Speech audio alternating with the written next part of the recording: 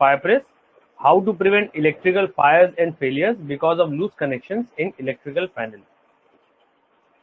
What is a poor connection? A poor mechanical connection. Poor mechanical connection means a poor electrical connection may show up when the connections are not tight or dirt or other contaminations come between the surfaces, contact surfaces.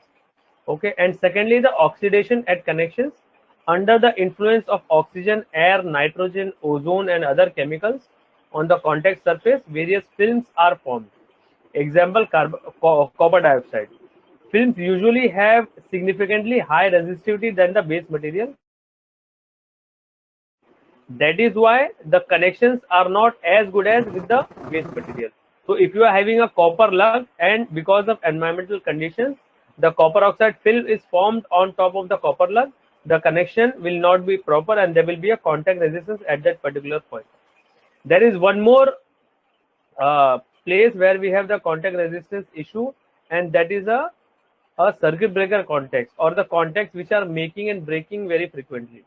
Okay, at those points also we may have the issue of loose contact making, and that issue can be because of carbonization of the contact, pitting of the contact, etc. What is the solution? Solution is the firepress.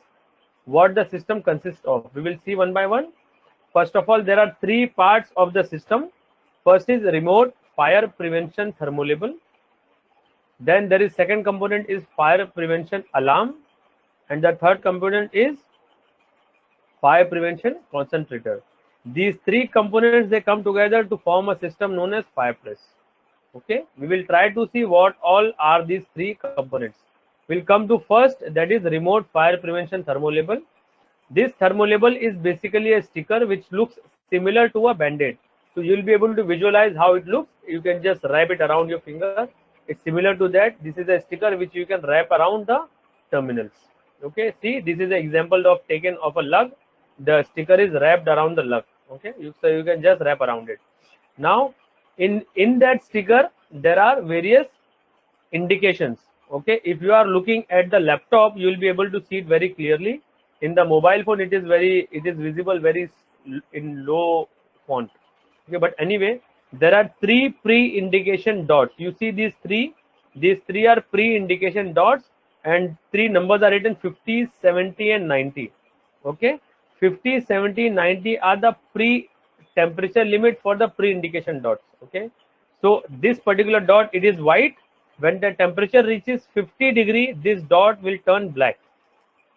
This particular dot is white. When the temperature reaches 70 degree, this particular dot will turn black. Okay, this dot is white. When the temperature reaches 90 degree, this particular dot will turn black. So this is the function of these three dots. Now there is a number written here, 100 degrees Celsius. Meaning of this 100 degrees Celsius is that whenever the temperature of the sticker, of course the sticker is wrapped around the terminals, so whenever the temperature of the terminal it crosses 100 degree, at that time the sticker will release a signal gas.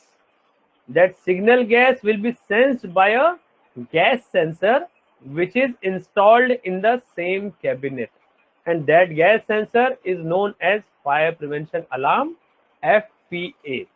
Now, two things about the gas. This gas is non-toxic and non-hazardous, and this gas fills the compartment entirely with a particular ppm concentration so that the fire prevention alarm system detects it efficiently. Okay, so this was about the sticker. Now coming to the fire prevention alarm. Fire prevention alarm, more commonly known as FPA, it transmits alarm signal to FPC via RS-485 and to circuit breaker via dry contact. What it means that the FPA, when it senses the signal gas, it can give you a remote alarm. Okay, when it senses the signal gas, it can give you a remote alarm, or it is having two communication options. One is RS-485.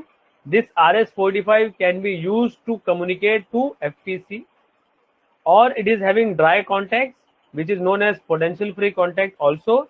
It can be used for triggering the local circuit breaker for tripping, or it can also be used for activating an alarm. Okay, it can be used for activating a heater or any control you can use in that area. Okay, so that is the function of FPA.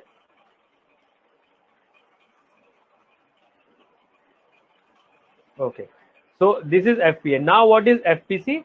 FPC is designed to take RS-485 inputs from various FPAs. Okay, it is designed to take RS-485 input from various FPAs, and it is going to display the status of each FPA here.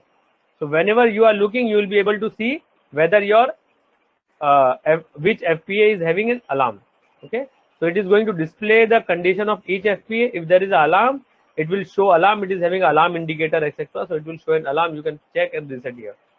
Okay, now this FPC is also able to communicate to a remote system through Ethernet, Modbus TCP/IP. It can communicate to remote system to a local computer network, or it can communicate to local fire alarm system, or it can communicate to control system department or your control room. Okay, so FPC monitors the status of all FPAs, the displays and records the signal. When FPA is triggered, the FPC can transmit information to a central fire alarm system, to an electrical control department, or a local network. This FPA is also storing the alarm history within itself.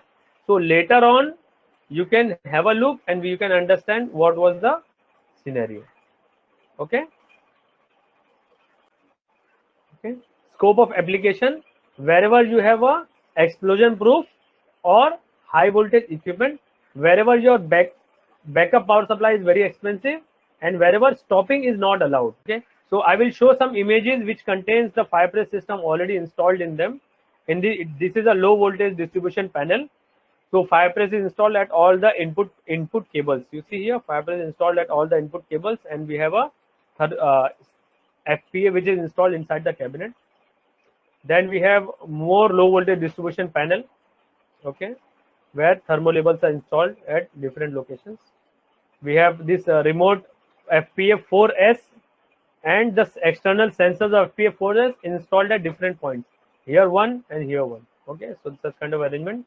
Then in a 6.6 kV switchgear panel, we can have FPAs installed, as I said, near the jaw connections or at all the nut bolt connection which is there, and FPA can be installed nearby in any vicinity. Okay, and then we have 11 kV switchgear panel. This is one more very good application. Here in this particular example, we have taken an example of a multi-channel FPA24-4S. So this is a FPA, and it is having 4 external sensors, out of which only 3 are being used.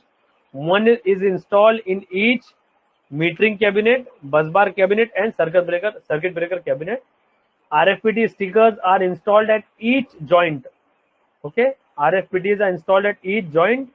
This FPA sensors are installed in each cabinet, and all these sensors are connected to a common FPA. FPA is communicating to a remote, this FPC. Okay, so this is the configuration, and this is the actual picture of how it is being installed on a bus bar.